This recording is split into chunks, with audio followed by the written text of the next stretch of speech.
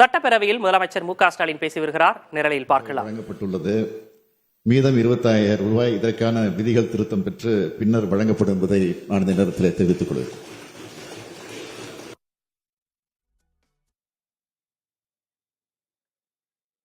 சட்டப்பேரவையில் முதலமைச்சர் மு.க.ஸ்டாலின் பேசியிருக்கிறார். அவர் பேசிய முழு விவரங்களையும் பின்னர் வரக்கூடிய செய்திகளில் விரிவாக பார்க்கலாம்.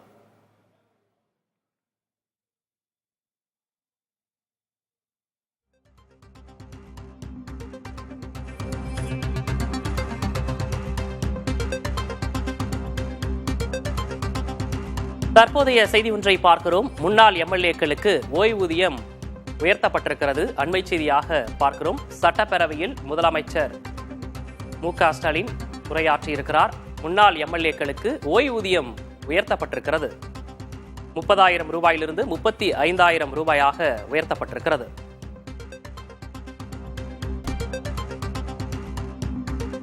முன்னாள் எம்எல்ஏக்களுக்கான ஓய்வூதியம் 30,000 ரூபாயிலிருந்து 35,000 ரூபாயாக உயர்த்தப்படுவதாக முதலமைச்சர் மு.க.ஸ்டாலின் சட்டப்பேரவையில் அறிவித்திருக்கிறார். அண்மை செய்தியாக பார்க்கிறோம். முன்னாள் சட்டமன்ற உறுப்பினர்களுக்கு ஓய்வூதியமாக இதுவரை 30,000 ரூபாய் வழங்கப்பட்டு வந்த நிலையில் 1/4/2025 முதல் ஓய்வூதிய உயர்வு அமலுக்கு வருவதாக முதலமைச்சர் மு.க.ஸ்டாலின் அறிவித்திருக்கிறார். அது 30,000 ரூபாயிலிருந்து 35,000 ரூபாயாக உயர்த்தப்பட்டிருக்கிறது.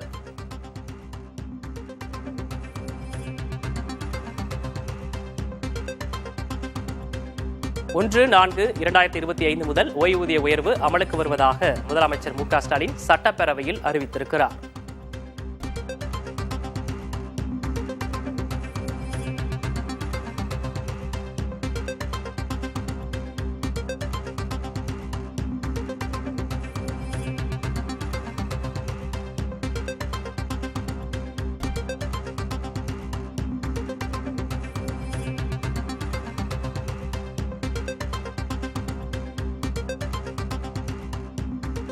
முன்னாள் எம்எல்ஏக்களுக்கான ஓய்வூதியம் 30,000 ரூபாயிலிருந்து 35,000 ரூபாயாக உயர்த்தி வழங்கப்படும் என முதலமைச்சர் மு.க.ஸ்டாலின் சட்டப்பேரவையில் அறிவித்திருக்கிறார். 1/4/2025 முதல் அது அமலுக்கு வருவதாகவும் அவர் தெரிவித்திருக்கிறார்.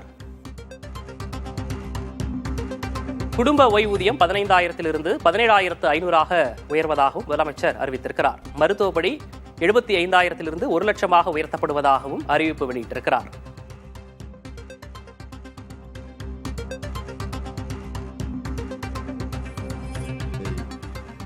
பற்றி இங்கே குறிப்பிட்டு சொல்லியிருக்கிறார். அதேபோல் இங்கே ஜெகன்மூர்த்தி அவர்களும் மாண்புமிகு உறுப்பினர் ஜெகன்மூர்த்தி அவர்களும் பேசுகிற போது அதை குறிப்பிட்டு சொல்லியிருக்கிறார்கள். ஆக ஒட்டுமொத்தமாக பல சட்டமன்ற உறுப்பினர்கள் இது குறித்து இடத்திலே கோரிக்கையும் வைத்திருக்கிறார்கள். முன்னாள் சட்டமன்ற உறுப்பினருடைய அந்த அமைப்பை சார்ந்திருக்கக்கூடியவர்களும் என்னை வந்து நேரடியாக சந்தித்து அந்த மனுவை தந்திருக்கிறார்கள். எனவே அதையெல்லாம் பரிசீலித்து பார்த்து முன்னாள் சட்டமன்ற பேரவை மற்றும் மேலவை உறுப்பினர்களுக்கு தற்போது வழங்கப்பட்டு வரக்கூடிய மாத ஓய்வூதியம் 30,000 என்பதை 35,000 ரூபாயாக 1/4/2025 முதல் உயர்த்தப்படும்.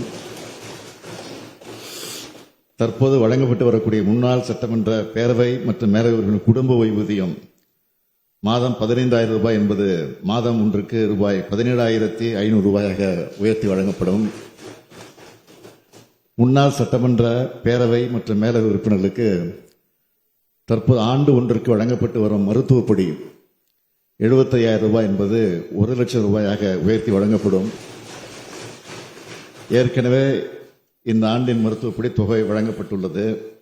மீதம் 25,000 ரூபாய் இதற்கான விதிகள் திருத்தம் பெற்று பின்னர் வழங்கப்படும் என்பதை நான் இந்த நேரத்தில் தெரிவித்துக் கொள்கிறேன். சட்டப்பேரவையில் முதலமைச்சர் மு.க.ஸ்டாலின் பேசும்போது பல்வேறு அறிவிப்புகளை அவர் வெளியிட்டிருக்கிறார். முன்னாள் எம்எல்ஏக்களுக்கு அந்த ஓய்வூதியம் என்பது 30,000 ரூபாயிலிருந்து 35,000 ரூபாயாக உயர்த்தப்படுவதாக அறிவிப்பை வெளியிட்டிருக்கிறார். மேலும் பல்வேறு விஷயங்களை அவர் பேசியிருக்கிறார். அவர் பேசிய முழு விவரங்களையும் பின்னர் வரக்கூடிய செய்திகளில் விரிவாக பார்க்கலாம்.